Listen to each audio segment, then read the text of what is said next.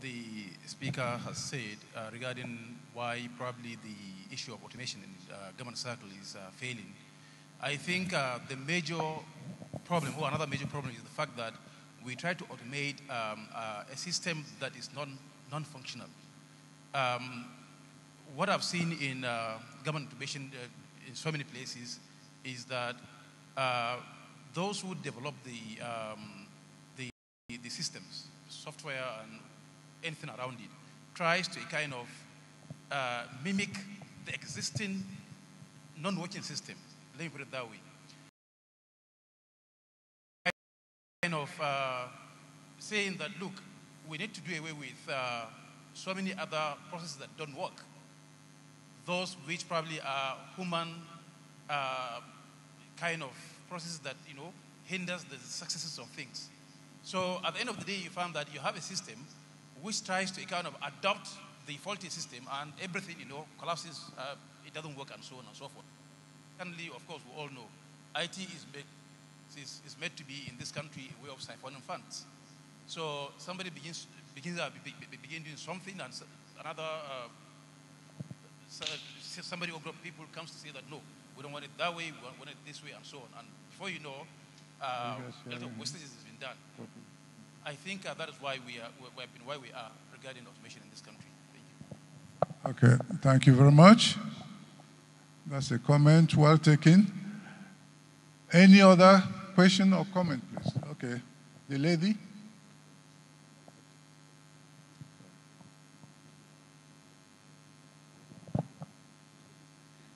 My name is Mariam Gajera Mohammed from Young Innovators of Nigeria.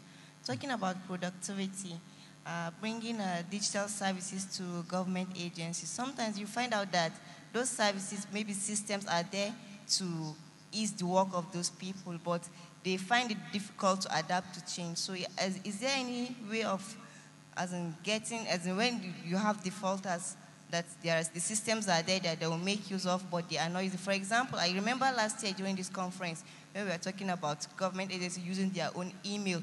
Maybe you are in NIGEria, you should have a email, customized email, something.nida.org, but people still use their private mails to do other. Is there any way that you can, when they are, you have that government officers need to use to, systems are there, but they are not using it. Is there any way to check that? Okay, so a lot of systems are there. They've been implemented, but they're not properly used. Yes. You want to know whether there are things that could be done so that they could become better used. Yes, sir. Yeah? Yes, sir. Okay, thanks. Thank you. Okay.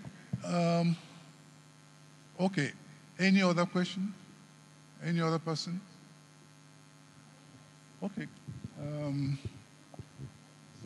you like to respond to that? Okay, please. Let me just ask the last person who asked the question. Let me just ask you again. Why would you feel comfortable using yahoo.com or gmail.com to do business or to transact whatever it is, but you feel very uncomfortable using natida.gov.ng? Why would you buy a smartphone and then to be able to access data or to be able to improve the use of the smartphone, it is mandatory to put in a Gmail account because the phone is Android-based or otherwise, or any other email-based to be able to update, but you feel it's uncomfortable using a certain domain address provided by a certain institution that you work with? It is a simple, straightforward human behavior issue. If you do not want to shift from point A to point B, no matter the systems that are put there, you will try to frustrate the systems yourself. It is the institution that must sort of enforce that when you come here, you are doing business, this is the way we communicate to you. And I'll give you a classical example. Some 10 years ago, I joined a company that was into product and services, mobile development, and etc. And the company was using a yahoo.com account. Meanwhile, it had a website. So I asked my boss then, why are we using yahoo.com? Why can't we use xyz.com? He says, oh, people won't understand it, and it's for tracking purposes, so that if you are not there, somebody else can track. And I asked, but the emails have an administrator, they have a server. So if I am not there and I leave the business, the administrator can always go into the system and forward my emails or track my emails to somebody else. I mean, it's a challenge of human attitude to want to move from point A to point B. So I think that we should attempt after this conference, to focus on embracing the changes that we want to happen by using the technologies that have been provided. It's only when you use the technologies that have been provided that you see the challenges that need to be addressed. You see the challenges that you think are not workable, so you can raise concerns for effective and more productive solutions to be offered. Otherwise, we'll still remain where we are. Thank you very much. Daniel, you have a perspective on this. Yes, I think it's important for me to just quickly chip in. It's a very good perspective we are having from Ghana, but we should also I think lack of information about what is even going on continue to make us look on the challenges. Some of the very good things that are happening in 2017 in Ghana, some of them have happened 10 years ago in Nigeria. And these things are developing despite the disparity in population, the disparity in our composition. So we should not always look at it from the bottle being half full. Now, talking about use of email and adoption of processes, Galaxy runs the government shared data, shared platform. And there are about 250,000 emails that is running on Galaxy. We at NIDA, one of the things we've been doing and the DG had been insisting on is that there should be compulsory adoption of the use of .ng domain. And that position had been reinforced by the recent order, EO03, where we are saying that government website, there must be government website, and it must be on .gov.ng. So the issues are, if you look at it statistically, things are not moving down. They are not coming down. They are moving up. And I think it's important for us to continuously reiterate the things that are happening. For example, in CAC, the processes have been automated. It is almost from point one to the end. But we are still saying that you need to ensure that the last mile of CAC registration should also be totally automated. Just yesterday, Kaduna State government totally automated its land registration processes from point A to point Z. And Lagos State has so many examples of land registration and other government services. So we should, while we are looking at examples and telling ourselves we've not done well enough, we should also look at best practices in country that we can look up to and then challenge ourselves to match up. I think that is what we need to. Thank you, Mr. Femi.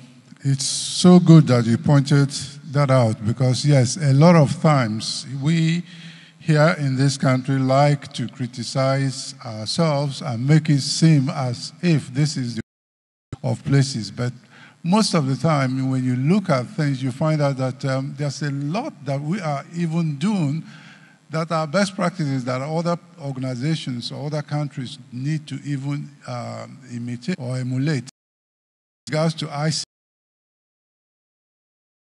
1996, compared to where we are today, vis-a-vis how things were by 1996, you know that this country has made tremendous, strides. And it's also due thanks to the activities of government institutions, especially like NIDA. And this, I think, we need to commend ourselves from time to time. Now, with regards to technology adoption, each time you are introducing a new technology, you are displacing a status quo. You are displacing the status quo. And of course, people are never interested to really run after something that is new. Whenever you start something that is new, it makes some people to feel uncomfortable. Just, not just some people, almost everybody, even you, if you put your fingers, clasp your fingers in this kind of manner and remove it and try to do it again in a different manner, you realize that you're not comfortable. You know, it's never something that people feel very comfortable about. But therefore, whenever you are introducing a new system, also come up with an implementation strategy for that new system. In other words, that system is going to bring about a new, way of doing things, even a new culture. Therefore, you need to anticipate that, and you need to monitor to make sure that things actually are being implemented. There are cases of so many systems that have been implemented within our public sector and even within our private, sector. Implemented, bought with a lot of, money, but not properly being used. Do you get it? For the same kind of reason. What to make sure that when we've implemented, that we also make sure that they are properly being used, That way, a lot of the systems we've put in place will be properly, used within our country. Ladies and gentlemen, I think we've come to the end of this session. I thank you all, for being here patiently and listening to the presenters. The presenters themselves have been wonderful. A round of applause to them, ladies and gentlemen. Basically, as you've all been told, information technology is vital for our development. It's vital for the development of any country. It's something that every of our institutions or our country as a whole can use as a means of leapfrogging development. And for that reason, we are going to take it seriously. Mr. Egbe has told us that it is coming and it's changing a lot of things in a very rapid manner. In other words, it's disrupting a lot of institutions. More is going to come. We are in the era of the fourth industrial revolution. So if we feel that we've seen changes, believe you me, the changes that is going to come about within the next 10 years is going to baffle all of us as a result of the type of exponential technologies that are in the horizon that have even started impacting us. And one of the things I also think we should start encouraging, in Europe, they have something they call digital scoreboards, in which they rate different countries within Europe as to their levels of digital maturity. I think it's something we should also put in place in this country, and I think NIDA should champion this. Having said all this, once again, thank you, ladies and gentlemen. Thank you for being here. Thank you.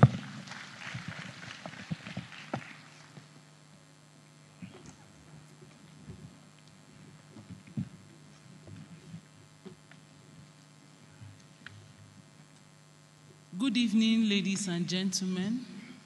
My name is Nneka Ukachukwu. Thank you for that wonderful session. A group photograph, please.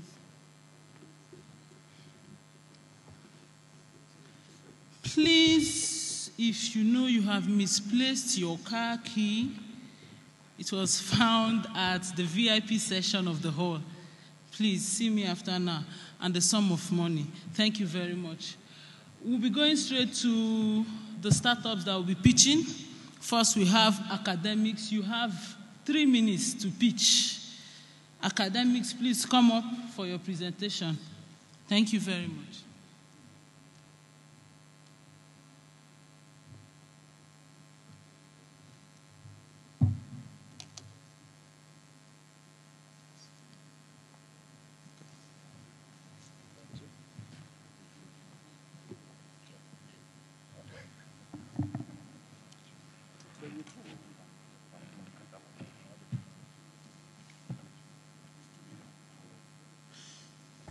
Good afternoon, ladies and gentlemen.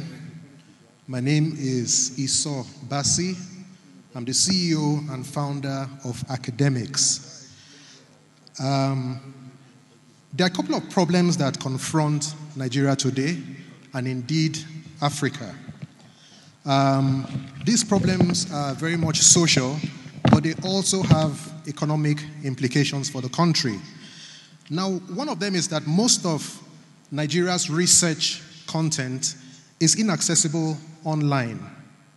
So you're doing research, but you really can't find much information to back up what you're doing. There's a lot of valuable research that takes place within academic institutions as well as within government research agencies, but it hasn't been able to find its way online. As a result of this, Nigerian published research papers are underutilized and undervalued internationally. Also, you find out that African researchers receive few citations for the work that they do, and as a result of that also, our academic institutions, our universities are generally ranked quite low on world university rankings. There's also the problem of researchers within academic institutions like maybe final year students, postgraduate students, and lecturers. Where do we find material? So if we're looking to carry out research that would feed into economic development for Nigeria, we need to be building upon things that other people have done, and if it is not easily accessible, then that creates a problem. So the question is, where do I get materials, when, and what is the cost involved in doing that? Permit me at this point to introduce to you Academics. Academics is a fully digital, multidisciplinary library that gives access to over 30 million resources, 30 million materials. The materials on Academics consist of journals, electronic books, content. We have fast-growing data of Nigerian, an internet connection, whether it's on a mobile device, on a PC, on any device as long as you're connected to the internet. Availability, with over 30 million knowledge resources, you would agree with me that there's hardly any research that any... Academics offers flexible payment options to students and lecturers of tertiary institutions across Nigeria and Africa. Our business strategy is to corner 30% of that market, get an average subscription of $10 from them, and by so doing, generate revenue in excess of 24 million. Our company began to generate revenue about 3 months ago, and we've generated month-on-month growth. All right, thank you. We actually have secured an approval with one of the universities in the South to offer academics to over 30,000 students. We have a very strong team. I have over 15 years experience working in software development and software project management roles. Our lead business development person has over 10 years working in sales within the pharmaceutical industry with multinationals. With your support, we can bring on board as much research as we can, pertaining to our country and our continent, make that available online, and help to boost research and also investment in Nigeria. Thank you very much. Thank you very much, Academics. At this point, we'll be moving straight to the next session for the evening, which is sub-themed Indigenous ICT Innovation Management for National Development. And the topic to be discussed is effective communication of effective commercialization of innovation, strategies, and way forward. And the presenter is no other person but Dr. Usman Zun Nuren. Please pardon me, the pronunciation. Dr. Usman Zun Nuren is of the Faculty of Law, Bayero University, Kano. You're welcome, sir. You can make that better. Thank you very much. And the moderator for this section is Dr. Dan Azumi Mohammed Ibrahim. Dr. Dan Azumi Mohammed Ibrahim is the Director General, National Office for Technology Acquisition and Promotion, No tap. You're welcome, sir. Thank you. And we have the first panelist for this session, Ms. Adeze Sokan. She is the Director, Civic Innovation Lab, Abuja. Thank you, Ms. Adeze. You're welcome.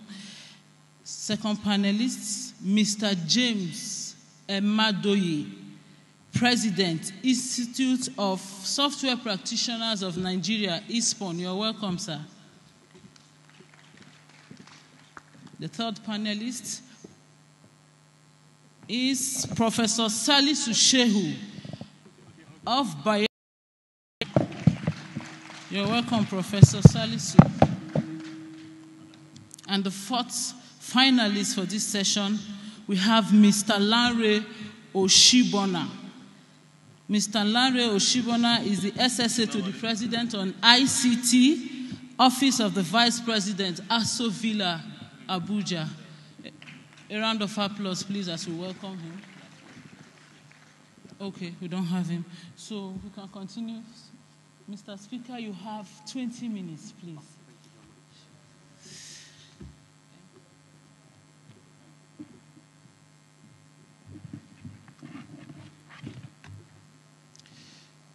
The moderator, sir, distinguished members of the panel of discussion, the Director General, NITDA, honorable participants, viewers, both here and on the multimedia, on the online.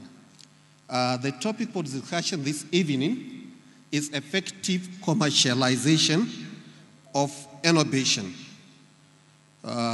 strategies and way forward.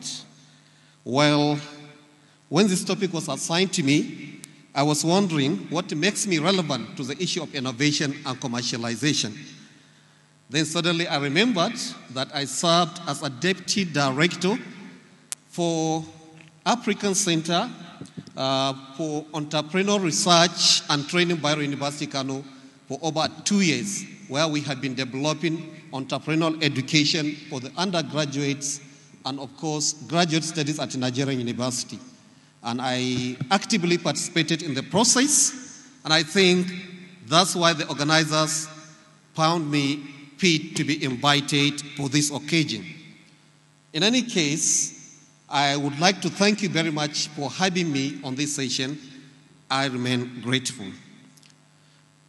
When we are dealing with innovation, because of the time constraint, because this is a very wide area of discussion among scholars, but suffices it to say that we need to understand what is the concept of innovation is all about and how commercialization process of such concept works, and what are the effective strategies that we are going to discuss under certain principles that will assist in commercializing our innovation.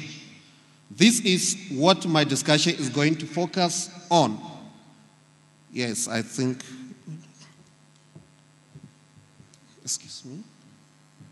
Okay, I start with this quotation, which is quite provocative. You know, the quotation is saying from Emerson, "Do not go where the path may lead, go instead where there is no path and leave the trail so that you become the trailblazer." Now, what is innovation? Innovation, according to a French economic scholar, J.B. Say, is a specific tool entrepreneur utilizes it in order to disrupt the current state of affairs. There is a normal conventional way of doing things. You think out of the box and you come up with an innovative idea on how to go about it. At times, it may be a very crazy idea. Yes, go stand out of the crowd so that you may be recognized. Entrepreneurs generally shift resources from the lower end into an area of other productivity and greater yield. This is what innovation is all about. Researching on entrepreneurship, innovation, and startups in 20th and 21st century, give us certain names. Actually, you cannot discuss or research this area of innovation and commercialization without having recourse to these names, because they excel in the area. And you know, by giving example, you easily illustrate your point and you drive the point home. We have names like George Simon, Thomas Edison, J.P. Morgan, Ford, and Steve Jobs. They have their own ventures, concept, and paradigms impact, which profoundly impacted the way we are looking at innovation today. So this one, we cannot avoid them. But all these innovators that excel in their own areas, they have certain things in common. They have certain commonalities. And this commonality is that they have high passion. They are highly passionate. And they have high intelligence. And therefore, most importantly, they manage to transform their innovation into commercial success. You know, mostly our problem in Africa, in third world country, we have innovative people. We have creative people who engage in creative thinking. But we think, we research, we write, but we hardly commercialize and market our innovations. And it stops there. But these people, they research, they have the intelligence, and also they know how to commercialize their innovations. According to Bill Gates, governments will always play a huge part, through the regulatory bodies and agencies like NITDA, in order to establish an enabling environment within which creativity and innovation will thrive and the process of commercialization will be made. So we need to see this slide in order to understand the point I'm trying to make on this issue. Now, this is part of a crucial component of the innovation that improves life for everyone. So we need to commercialize our innovation. I think we need to I have a clip here, which we need to play and listen to it. We get it from the horse's mouth. Can we get it? Yeah. I beg your pardon, it's coming on the stream. Yes. Can I control it from here? Okay, please help us. We need to listen to this because we are going to see the most valuable companies as at 2017. We have selected the top 5 in order to exemplify the concept of innovation and commercialization. These 5, they started from the scratch, and from nowhere they are leading the world in innovation and creativity. I hope it will be available on the stream, or we just leave it. When you get the slide, you are going to listen to the clip. Yes, sir.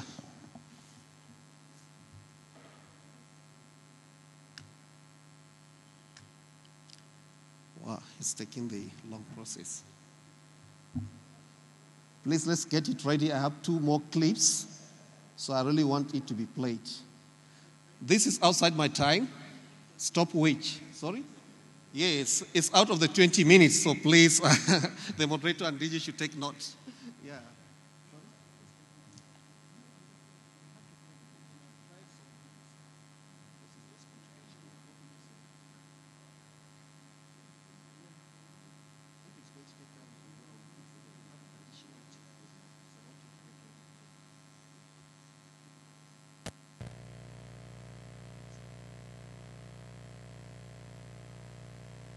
Yes, sir.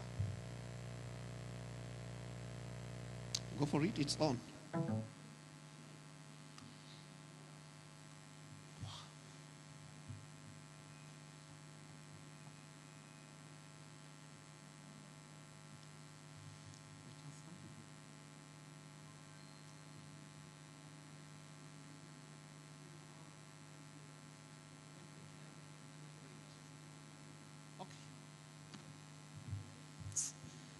We're very sorry for that disappointment. It's like we can't get the clip, so let's continue. Let me have the slides on.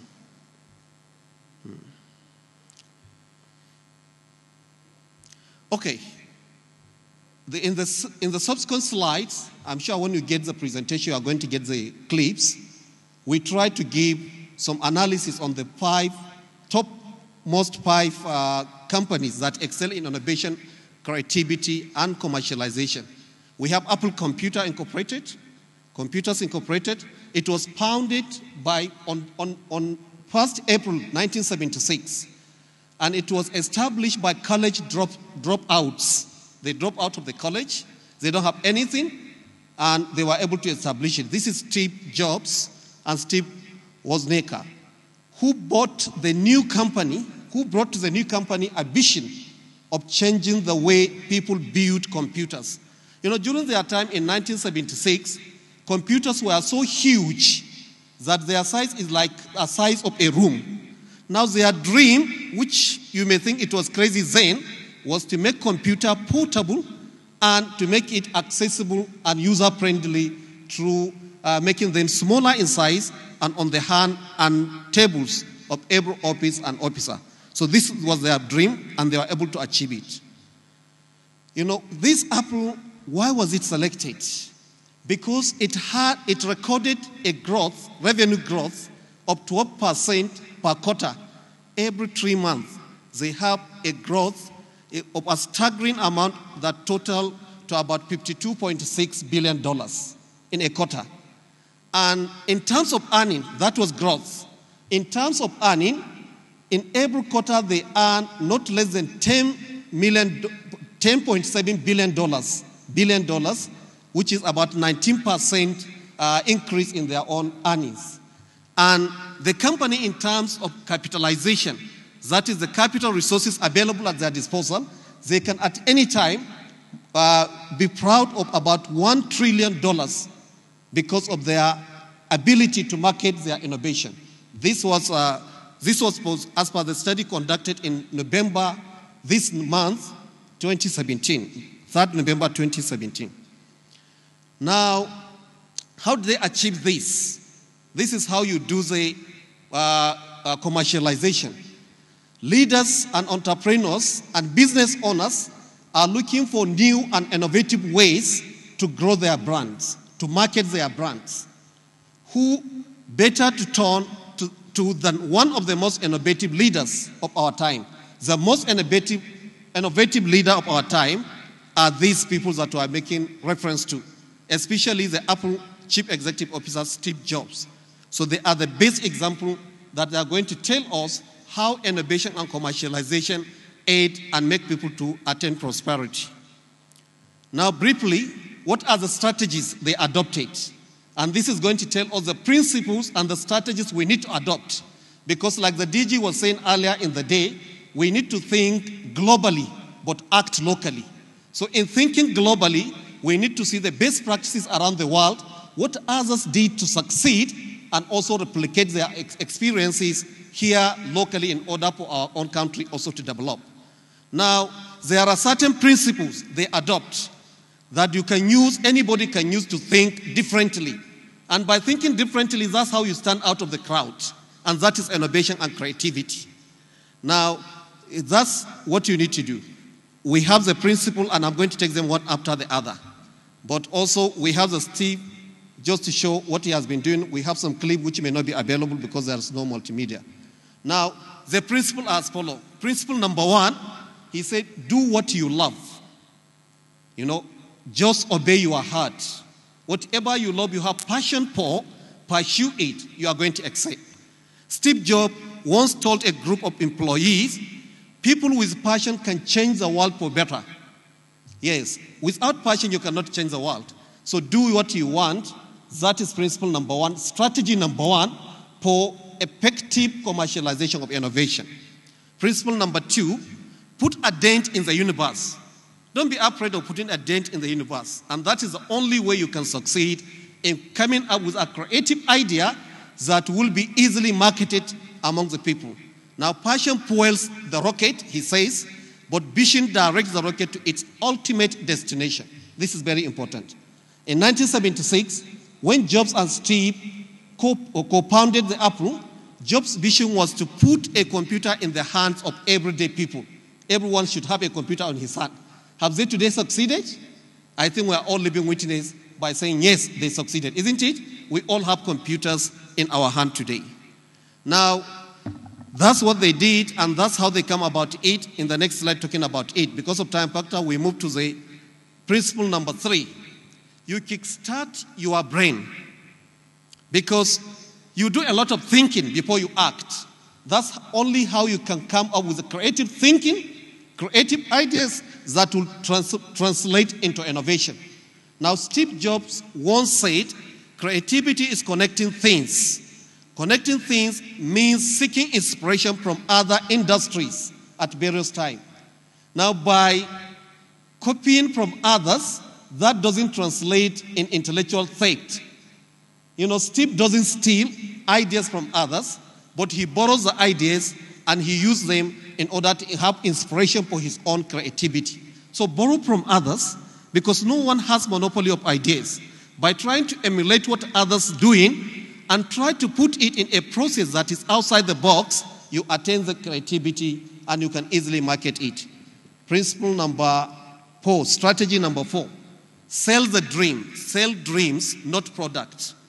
You know, Steve used to say that the customers for his product are not consumers. They are not consumers at all. They are people with hopes, dreams, and ambitions. So they are buying Apple product in order to further their dream and achieve their ambitions. So that's why he once said, some people think you have got to be crazy to buy Mac, the computer that they developed. But in that craziness, we see genius in you because you are trying to further your dream. How do you see your customers? That is the first question we ask ourselves in order to strategize for doing an effective commercialization of our innovation. We help them to unleash their inner genius, and you will win over their hearts and minds. That's what we should do in order to market or commercialize our innovation. Now, the strategy number 5, he said, say no to 1,000 things. Now, if you don't have the ability of saying no, you will never achieve. You will never make any innovation because there will be a lot of distraction. As you are pursuing your goals, people will come and would like you to do their own biddings.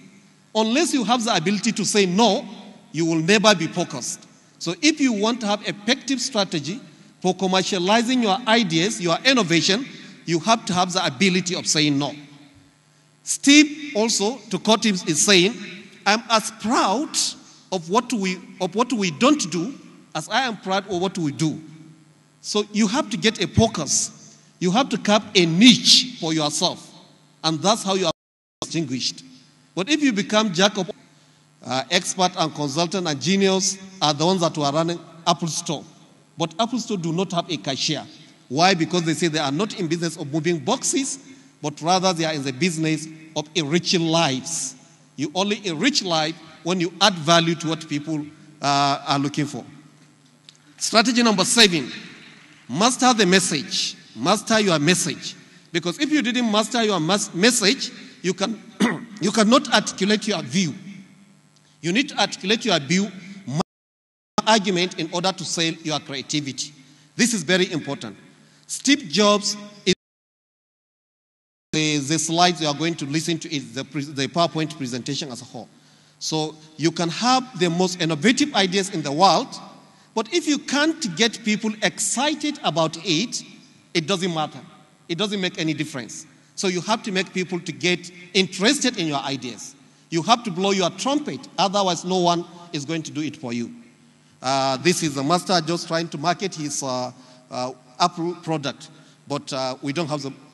Now, at the end of it all, simply put, innovation is a new way of doing things that results in positive change. Innovation is attainable by anyone at any organization, regardless of his title or position. Don't say, I'm waiting for the DJ to bring about the innovative idea. You are also capable of coming up with some creative thinking and ideas that are going to bring tremendous change to your organization. Make innovation part of your brand, and you'll be glad that you did. I think this is where the presentation will end. I left also with a story that gives us how Apple started and what was the secret behind their success. And that is my recommendation for NITDA and other regulatory authorities here in Nigeria in order to adopt and gauge the development in IT development in Nigeria. I thank you very much for your audience, and I think we should have time, perhaps, that is a topic for another year, to discuss the regulatory framework for the protection of creativity and creative thinking. I thank you very much for having me, and thank you for your audience. Distinguished ladies and gentlemen, I think Dr. Usman need a better round of applause. It was a very highly intellectual paper, well researched and presented. We need to look at it from the other angle. Innovation, certainly, you are not reinventing the wheel. You are just adding something to what had already been established to suit a particular purpose at a particular time. The world is moving from resource-based to knowledge-based economy. And certainly Nigeria must have to, for our own survival, key into the global economy. Because I have been handling technology transfer registration in NOTAP. Any time we evaluate it, and when we find it appropriate, we register it. And through this exercise, it has given us an ample opportunity to see the quantum of technologies that we consume as a nation and the quantum amount of money that goes out of this country as a licensing fee. More than 90% of the technologies that power the Nigerian economy are imported. Is it in the construction sector? Is it in the manufacturing sector? Is it in the banking sector, the ICT sector? Name it. Certainly as a nation that is aspiring to become economically independent, we can't just fold our arms and allow business to continue as usual. The implication is the huge amount of money that leaves out of this country is giving job opportunities for other people outside. We need to now strategically think and how to change the scenario rather than making it business as usual. Certainly there will be resistance. The technologies providers, because we are heavy consumers, they will do everything they can to frustrate it. But as a nation, we have a responsibility. As individuals, we have responsibility to our nation. But if you think a little bit deeper, where do those technologies generate? Where are the sources of technology within the system? If you see any technology coming into a system, Nigeria is a product of research and development from somewhere else. They have invested heavily, they came out with technologies. And now, because we have a very weak system, I'm sorry to say that more than 90% of technologies that power the Nigerian economy are imported. So technologies are generated from universities, from research establishments, from polytechnics, and certainly from private sectors. But these technologies that are being generated at current stage we are as a nation, in my own opinion, are not good enough to catapult Nigeria into economic prosperity. Our best bet is to allow technologies to come into the system, to come into Nigeria.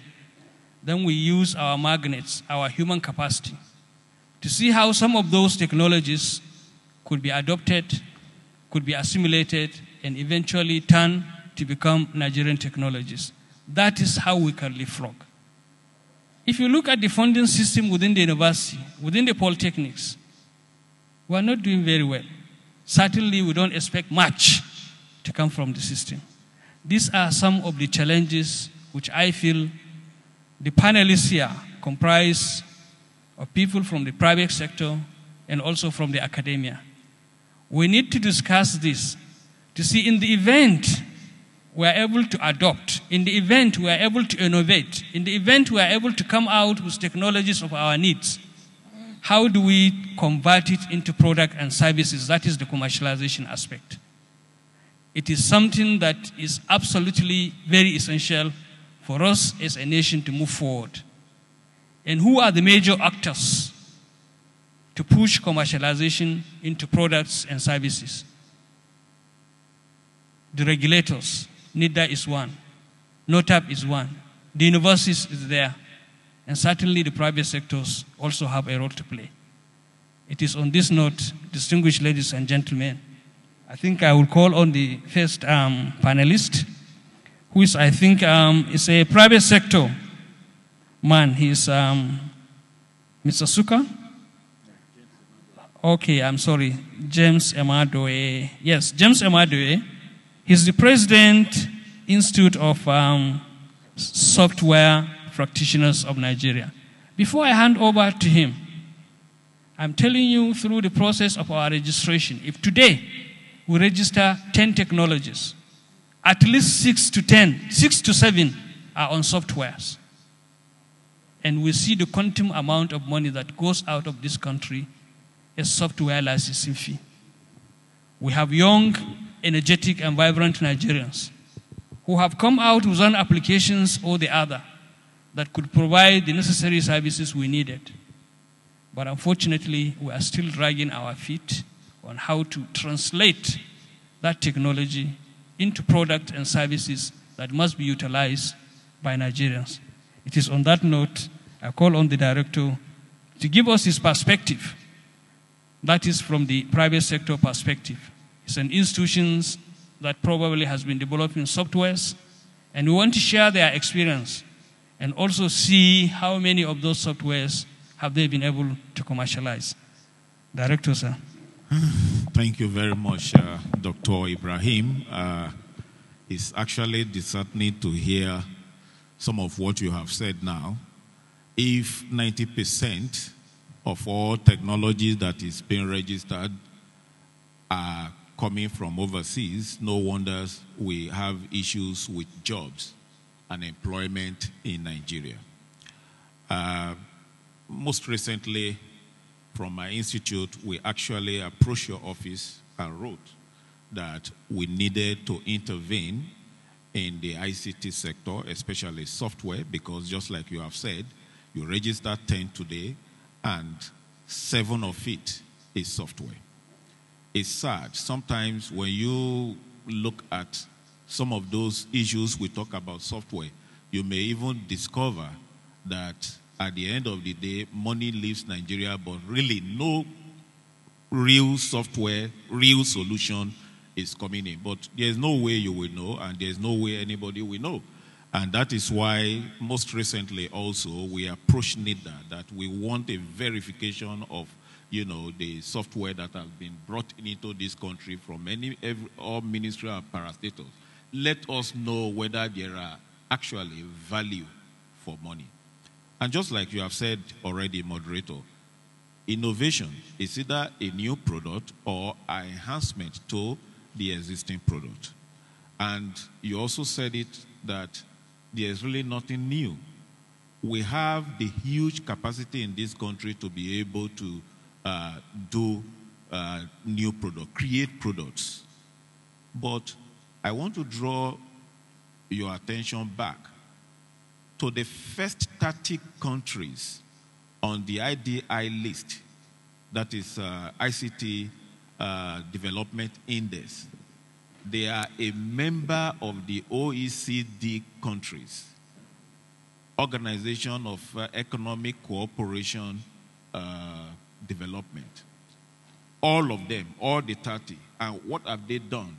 They have recognized technology innovation as a policy of their government. And they have been able to say that even where you have an increase of 10% penetration of broadband, it will directly translate to about 1.3% increase in your income GDP. So these are the issues.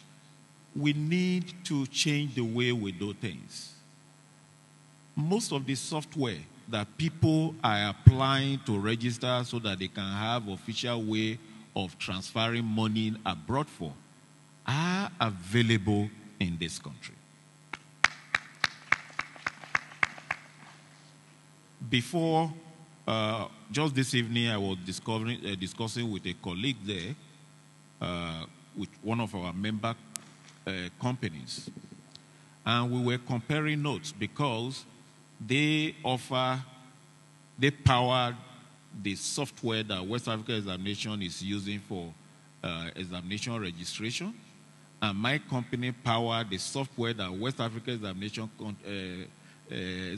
Council is using for EROP. Now, at that level is an international organization. That software that is powering the examination registration is developed by a Nigerian company, 100%. Our software that is powering the EROP, which is on the cloud, and it is being accessed throughout the country, is developed by a Nigerian company. 100%. Now, when you move from such an international organization, call it quasi-international organization because you have them in Nigeria here, to a proper government organization, is then you will hear that, oh, we don't have it in Nigeria. Do you know why? Because when we bid for that process, just merely a foreign company like Oracle, it was here before, merely putting that, okay, during this process, the training of the staff is going to take place in Dubai or in the US, would have removed all of us who are Nigerian company from that project. Not that we don't have the technology, not that we don't have the software, because the civil servant will say, oh no, if we buy this software and I have to go to London for training for say 3 weeks, that is on the average of maybe $325 per day, ESTA code. So he's thinking of that benefit of ESTA code that he's going to earn, but not whether buying that job from BSSA Technologies or from Sigma Technology or from any other Nigerian company is going to create employment for 10, 20 Nigerians. So these are the challenges we have in Nigeria. And they are serious challenges. And do you know the worst problem we have? I said it on Monday. As I was coming into Abuja, I stopped over at one of the parastatals.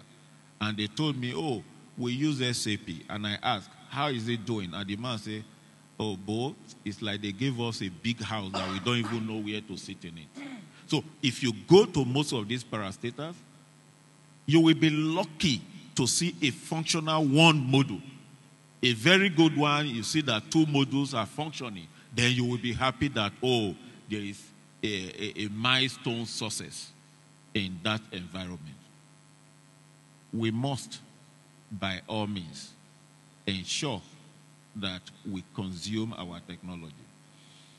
Otherwise, all these younger people that are pitching, nothing will happen, because before they will finish their development and all that, then something else, somebody, a foreign person will come and then put his product here, which is not allowed in other countries. You can't just go to India today and you say you have a product that you want to sell. You may never be able to sell it. Then the other leg of it, you also touched it. We need to do something with our educational system. We need to pull off that educational system from the control of government the way it is. Let us make them a little bit independent, both in funding and in their research, because there is a relationship between what is happening in the education, in the universities, and in the industry. If the universities are coming out with new ideas, new products, they will come out to the industry that, look, we have this idea. My company, for example, will be ready. Oh, you have this idea. I think we can market it. I think we can produce it. I think we can improve it. And that is how it will affect the country as a whole. What we really must think about is the over 100,000 students that we have in our university, every year when they come out, we hardly have jobs for close to 10% of them. But if we are able to develop some of our own technology, it may not be all, then you will find out that there will be some activities, for our students, for our youth, and everybody will be flying out to look for greener pastures overseas. I think that was a very incisive discussions. And I would like to make a comment or two before I move to the next speaker. I quite agree with some of the revelations he has made. And as regulatory agencies, we have a partnership with NIDA. We are encouraging, we are promoting the local content.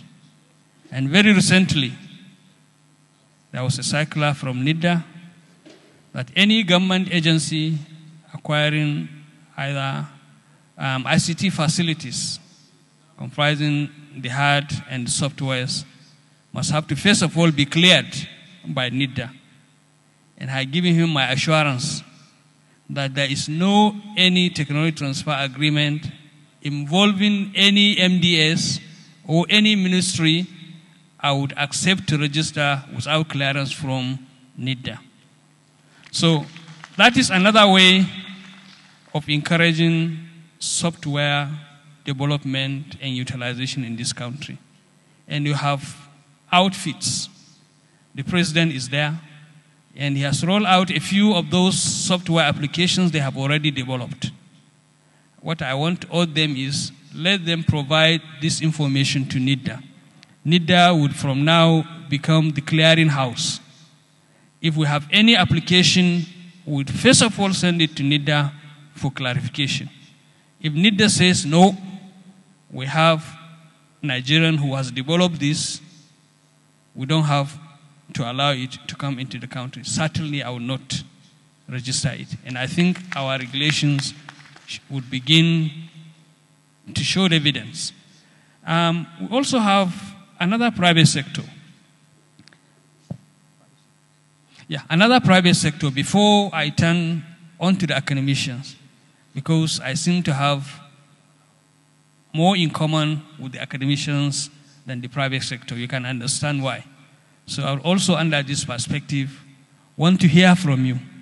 And want to hear from you what efforts were you being able to successfully put in place to successfully commercialize some of your innovations, so that other people around should be able to learn from your experiences, so that all together we'll see where we can rub minds to move our nation forward. Thank you very much.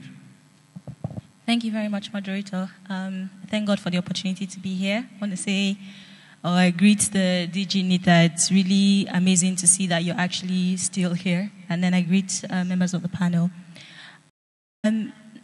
Nigeria is really at the brink of making huge success in Africa.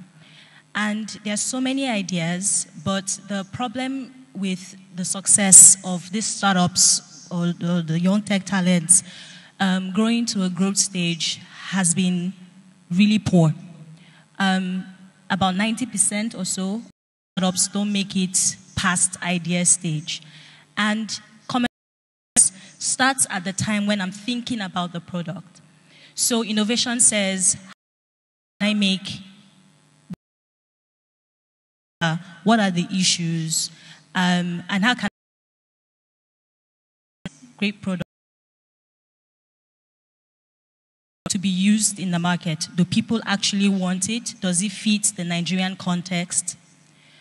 So it's a very good process that needs to be taken into consideration and thought through. And many startups don't go through that process. Not many are opportune to go through that process. So one of the strategies I would recommend for commercialization is the role of hubs, tech hubs that are springing up that helps to prepare these startups to become investor ready, to have the right product market fit, and attain the scalability and profitability that will promote economic development and economic growth. So hubs like ours, the Civic Innovation Lab, have different incubation programs and other entrepreneurship development programs that help to support this startup with mentoring, the business management service and support, the IT support that they need, while collaborating with other members of the ecosystem like government, research institutions, donor agencies, and whatnot. The idea is when we get all in developing that disruptive product, we can truly have a disruptive product. So the first speaker mentioned a lot about Steve Jobs and how he's been able to come up with great... I mean, the computer is not the first... He was not the first person to come up with a computer. He's not the first person to come up with an MP3 or music player. Dell had an MP3 music player. But Steve Jobs says, how can we better refine an MP3 player? And then came up with the iPod that everybody wants because it's easy to use and it's fancy and it's nice and it can take a lot more music. So that in-depth research and thought that goes into designing and producing a service or a product needs to be taken into consideration for startups. And this is the role that incubators and accelerators play, or the tech hubs. A second strategy would be investors. Now, the risk with our startups and these huge tech talents that we have, right, is that there is some sort of brain drain happening. Foreign investors are seeing these talents and they are taking a hold of these startups and investing money and all the mentorship that they need to grow. Whereas our local investors are still a bit confused about this whole digital discourse and tech. People are still used to how they can see the money quickly. Our local investors are not as vibrant as ones. So it's the responsibility of hubs and other key ecosystem players to enlighten investors and show them the role that they can play in investing in our local startups so that we can retain that revenue in our country and push economic development and economic growth that we seek to desire. A third and last final strategy for me would be government procurement. And this is a really touching one. So startups don't really have much to do with government procurement because in short, they are not experienced. But it could be a website that a startup could design at much lower cost, very simple, more innovative, more user-friendly. So there's the need for government to assign a certain percentage of government funding with specific criteria for startups to also benefit from, to also play a role in the kind of solutions that they provide. The ideas are amazing. We see them, 3,000 of tech talents we've interacted at Civic Innovation Lab. And sometimes I wish the key public officials could sit in the room and hear the ideas for government that they are coming up with. But there is a barrier to entry in how to propose these solutions to government. So if we can give startups some percentage, again, we're stimulating economic growth, we're stimulating economic development, and we are really, truly fostering a digitalized nation. Thank you. I think she deserves a bigger round of applause. Yes, we have heard from the private sectors. Before I move to the academics, I would like them to think. Yes, they are into innovations. They are into startup. What has been their challenges? And what are the areas they feel the regulators must have to come in to assist them meet their own dreams? I must have to say that sometimes it's extremely difficult for a person that innovates to commercialize it. Maybe from my background as an academician, you may not have the resources, you may not have the wherewithal to do it. Maybe you might need some kind of assistance, either from the regulators or from the government in place, to see how you can be assisted to translate that your dream into products and services. I want you to ponder about it. I will come back to you. But now I would like to move to my constituency, the academicians. I would like to invite Professor Salisu to give us his own perspective and see the areas where he feels Nigeria must have to go to enable us commercialize some of our research and innovation strategies. Thank you very much.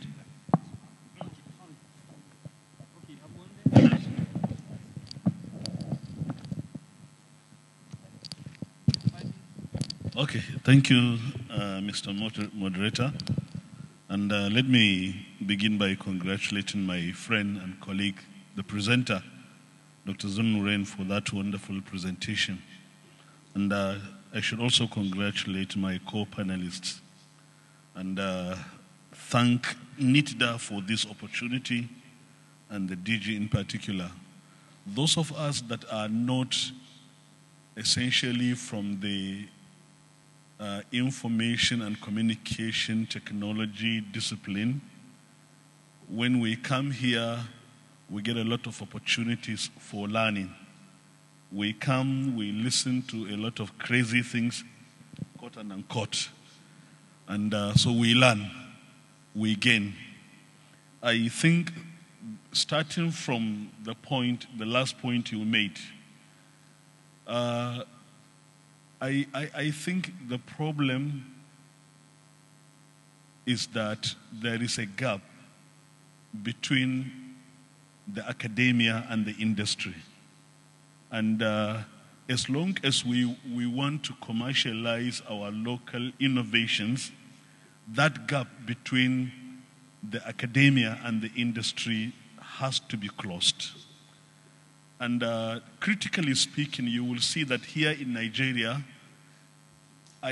there has not been forums that have been consciously created that will bring the academia and the industry together so that they will be talking. A lot of researches are lying there fallow that have been carried out by students. But the industries don't even know about the existence of those researches because there is a communication gap between the two. So I think this is a very fundamental issue that we need to look into. And in any case, as we all know, when the industry comes in to fund researches, the universities will also be better funded. The researches will be better enhanced. And then the industries will take the products of the research, and they are the ones that have the resources to produce them in commercial quantity. Because commercialization is not just having the ideas of commercializing, but the ability also to produce your products in commercial quantity. And the universities don't have that capacity. They don't have the resources. And I think one other way that we will help matters is to try to find ways of really encouraging the industries to come into the universities with their corporate social responsibility offerings to fund researches in the university. Because the situation in our universities is really very pathetic. You would be surprised to know that some universities don't even use stove in the laboratories. Some use even firewood in the laboratories. This is how pathetic it is because of paucity of resources. This is just by the way. I think my second point is about the point that was made by the presenter himself when he quoted Bill Gates about the role that government should play. And I think the point that was made there was that government certainly plays very significant role in commercializing local innovations. And in that regard, I would want to say that it is necessary for government to ensure that it puts in place the necessary digital infrastructure that will enhance the commercialization of our innovations. Because information and communication technology has not only promoted innovation, but it has also accentuated competition. And as long as the requisite digital infrastructure is not put in place, you will not be visible in the world. Your visibility is low. And once your visibility is low in the ICT world, your competitiveness is also very weak. And I think this is an issue that we need to emphasize, because the quantum of speed in innovations and the quantum of, the rate of the visibility, the enormity of visibility, and also the volume and magnitude of products that are churned out. When you don't have the requisite digital infrastructure, you will just lie low. You can't compete with others out there. And this is something that government would do. And I believe with the regulatory things are changing, and especially with people that have foresight and are really committed, things will change. But I think one other thing that we may need to add here is that technical things and all other things that we may put in place may be important, but attitudinal change is also very necessary.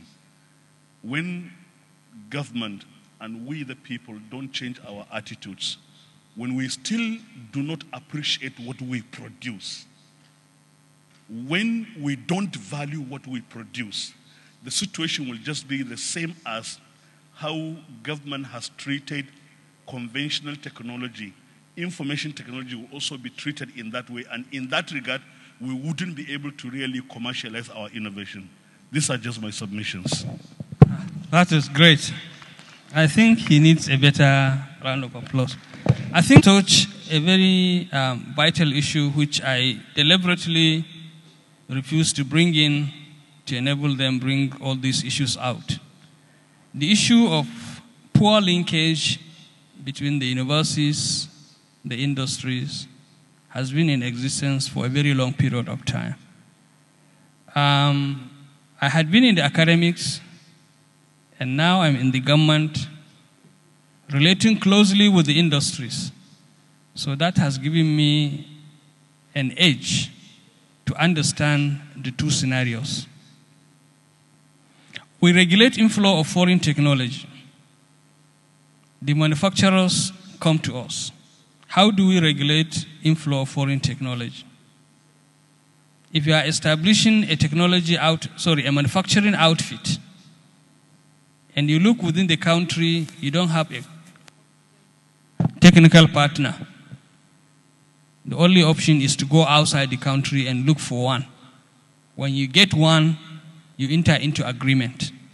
It is that agreement we register in NOTAP.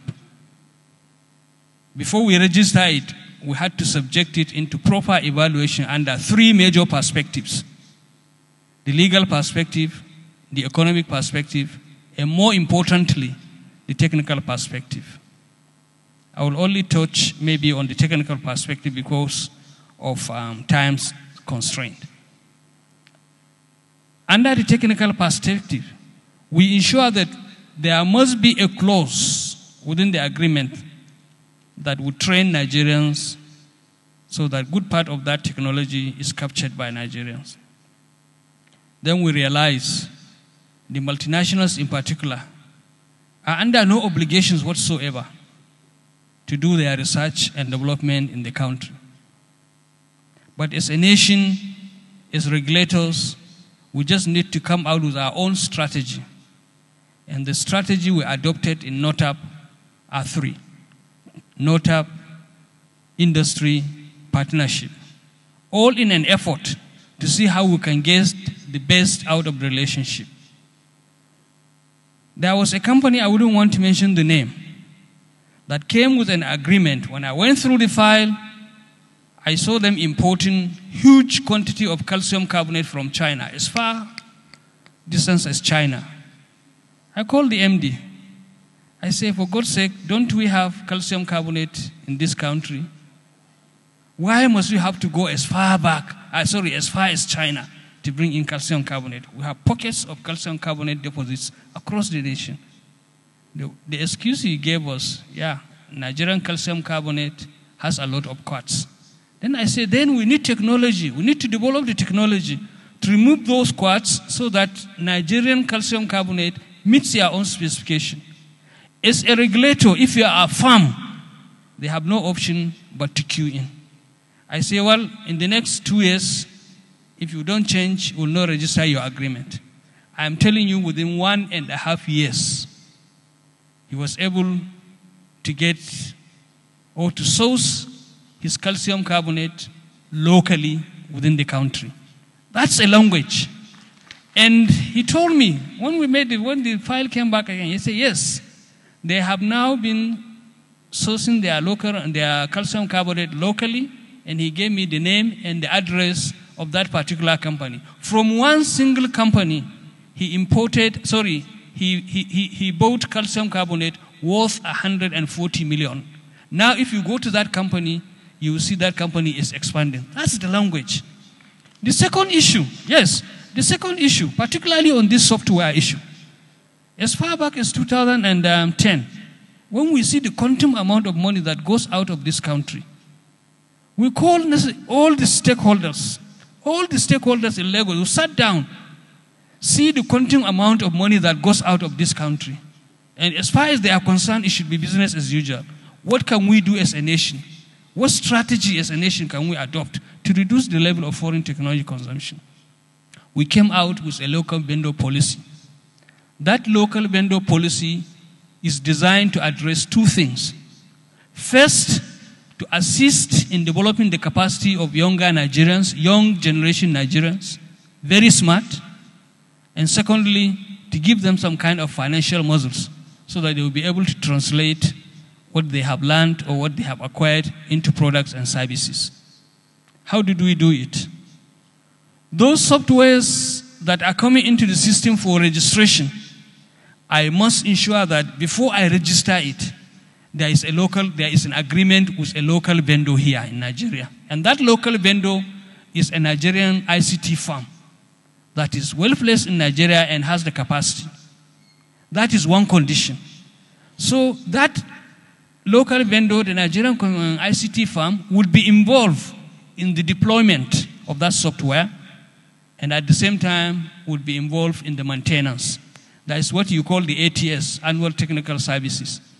That is normally paid to the original equipment manufacturers a year after execution the agreement. Software, you pay it in lump sum. After 1 year, you pay between 12 to 23% of the total cost of the software as ATS. We insist that 40% of that ATS money should come to the Nigerian ICT firm. And that has become the tradition. I'm telling you, 7 years or 6 years after implementation, starting the implementation of this project, we look back to Access. And Computer Warehouse Group is one classical example I want to show. There are quite a number of others. If you go there, you see they have developed very young, talented Nigerians in terms of software development. And if you see the infrastructures they have put in place, because of the 40% they've been getting from the original equipment manufacturers, they have put infrastructures in place. That is a strategy. You don't have to confront them, but use your brain and see the strategies you can get out of the relationship. Now I have learned, reliably be informed by Computer Warehouse Group. They have now entered into a partnership with one of the discos. They are going to start manufacturing electricity meter. And one important and encouraging thing I noticed with them, they came up with an innovation. The innovation they came out with, if you have a credit in your electricity meter, you'll be able to access Wi-Fi. You see, this is an innovation that is peculiar to our own environment. Provide the necessary assistance to Nigerians. I'm telling you, it's a matter of time, we will excel. Now, the issue of local content. We are working closely with NIDA, and I said, and I want to maintain it. For some of you, sir, try to give NIDA as much information as possible.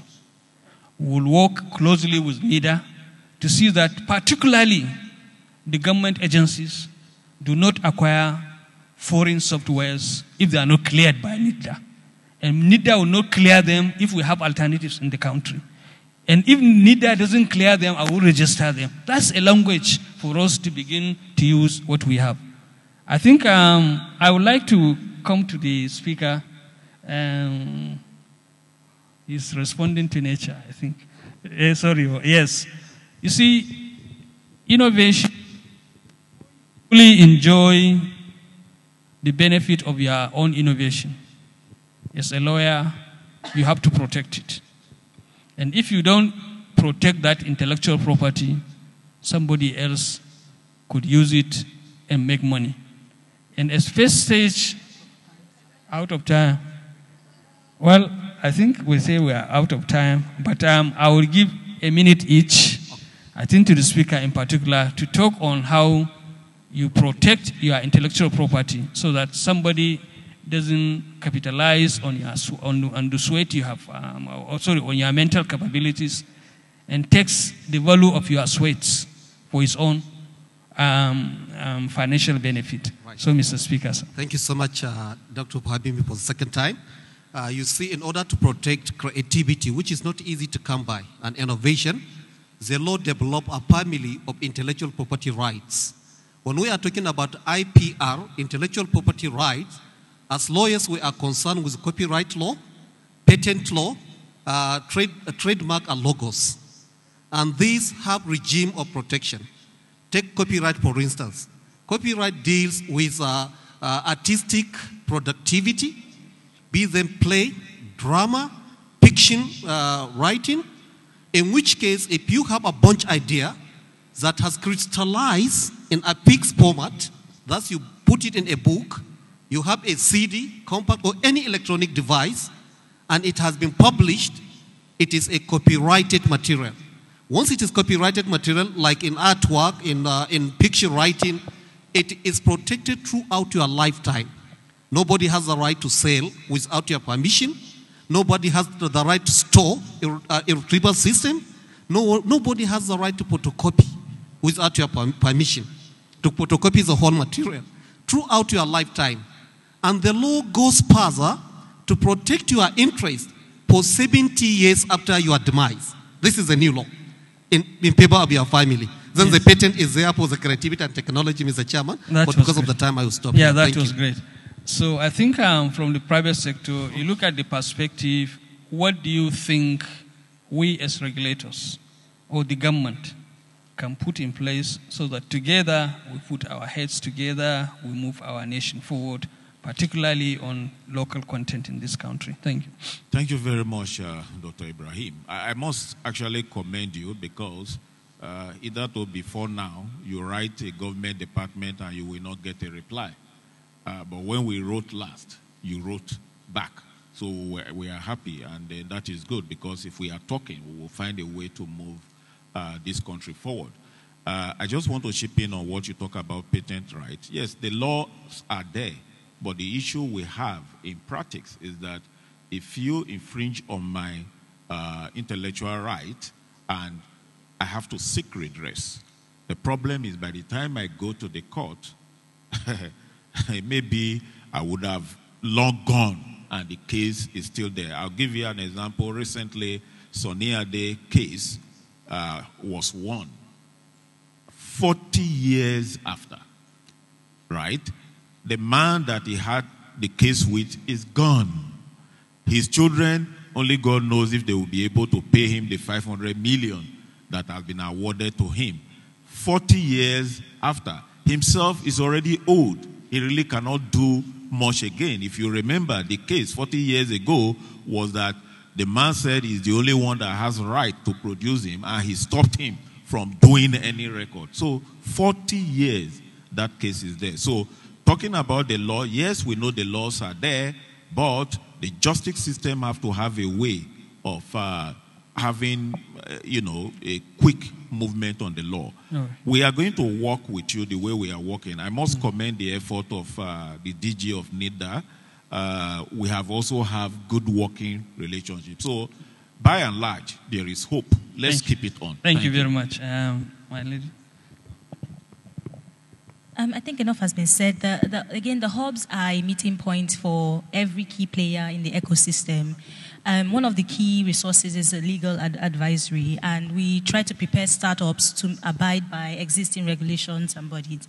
So we also appreciate the OIE OIIE, which is under NIDA, that also guides our hubs and provides the resources that we need to help startups launch. So from time to time we ask not what government can do for us, but then what can we do for government and for our country. And the last question is, I hope that our country and our government and every key player is willing to accept these great ideas and support them. So more kudos to hubs. Please support more hubs in the country to help grow the next generation of countries that will really change the face of Nigeria. Thank you.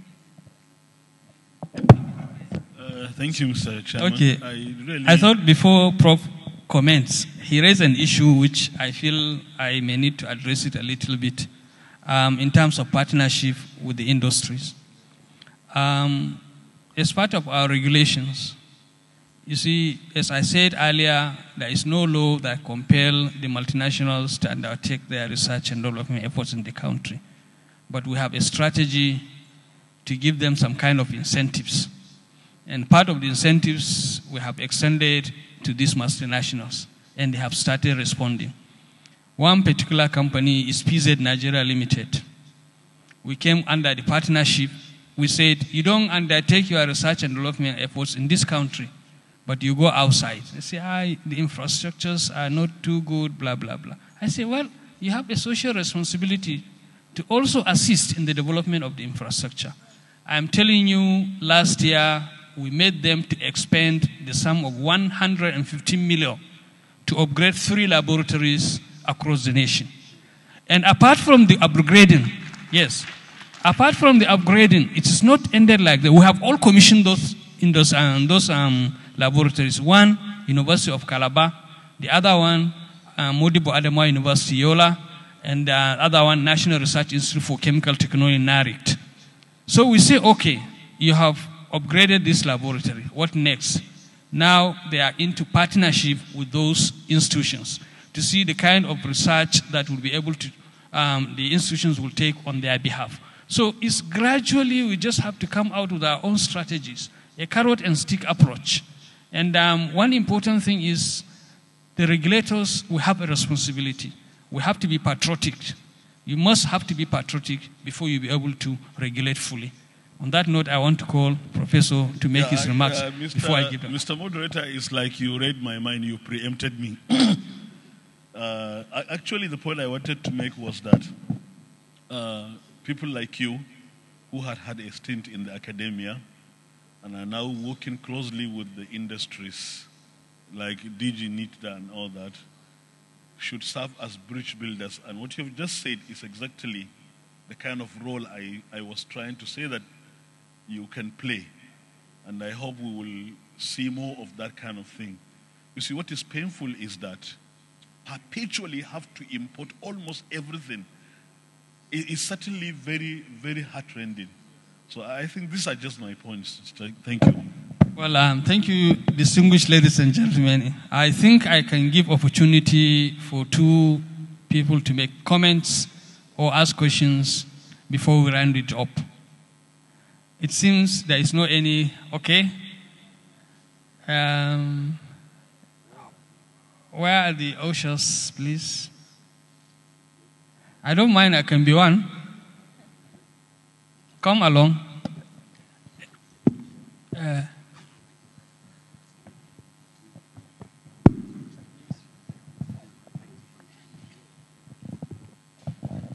Good evening, Mr. Chairman, distinguished panelists, ladies and gentlemen. I think I'm very blessed to be here this evening. My name is Reverend Sunday Folayan, the president of the Nigerian Internet Registration Association. A lot has been said this evening, but I would want to thank the panelists for raising very critical issues, but to also challenge us. Let's not make some things talk. Let us go for the things I would call the low-hanging fruits, things that would step us up from those things we have identified. It would be nice, for example, to see in the country a register of students' project database that is linked across the various universities, whether at first degree level, master's, or PhD level. In years past, when students have projects to do, they just go to another university, remove a book from the shelf, duplicate it, and submit it in their university for a degree. If there are such linkages across universities, we can stamp that out. The second is that NOTAP, I think the P in NOTAP stands for promotion. It would be nice for NOTAP to also maintain a register of industry challenges that those who want to innovate can take a peek at and see that this challenge exists in certain industry. For example, you mentioned that of calcium carbonate. It would be nice to have a register so that there are people who really go at that. Just like they pick up the Federal Tenders Journal and look at where the contracts are. It's very heartwarming to see that you're collaborating with NIDA, and we need more of such collaborations. I also want to say that the hubs should step forward to create a register of all these people they mentor and the ideas they have come up with so that people can browse them. And this the OIIE can facilitate. When people are aware of what is out there, the issue of commercialization is very straightforward. Last but not the least that I want to mention with your permission is that not all ideas can be commercialized. We keep thinking that once there is an idea, the next thing is to do an IPO, hit the market, get a stock price, and be the next Apple. Some ideas are for the public use. Those ideas, those who come up with it should be willing to let go. But the society should have a means of compensating such things that have solved very critical problems. It would be sad if somebody finds a cure of AIDS today and decides to commercialize it. Thank you, apologize for talking too much. I think that's the only question we may be able to take. But before I hand it over to the coordinator, I would like to say a word or two. What I really want to say is, yes, as Nigerians, we have to first of all think of our country, Nigeria. Individually, let's play our role. The regulators, we have responsibilities to do our best for the development of our own nation. We have to be patriotic. We have to learn to eat what is Nigerian. The recession has given us opportunity to look inwards, and we have huge opportunities in this country. The issue of leg rise wouldn't have come into being if there was no recession. And now recession had helped us. We have started transforming our agriculture. Like any other sector, the ICT sector, we could also do the same thing. Like the last speaker has put, even in the developed world, commercialization of innovation and research and development efforts is a problem. Sometimes they put it 1 out of 7, or sometimes 1 out of 10 in the developed countries. In the developing countries, the ratio is even much, much, much wider. So on that note, I would like to thank you most sincerely for listening, and we pray we'll all contribute our quota towards the development of this nation. We should not be under any illusion that somebody from outside would come and help us to develop our country. No. All those foreign direct investors, all those multinationals are here to make money. They are not here to develop our country. I've said this with no apology whatsoever. It's for us as a nation to see how we come out with strategies, how we can get the best out of the relationship. This is a food for thought, and I pray everyone would contribute his quota towards developing our country. Thank you very much.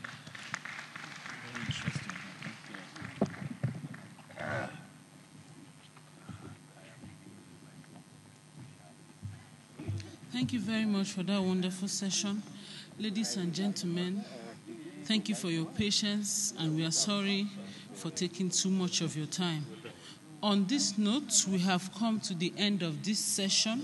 The next session continues tomorrow by 9 a.m. Please endeavor to be here early so we can finish on time tomorrow. After now, please be informed that we'll be having our dinner/award night by 7 p.m. this evening. Thank you very much, and do have a wonderful evening ahead.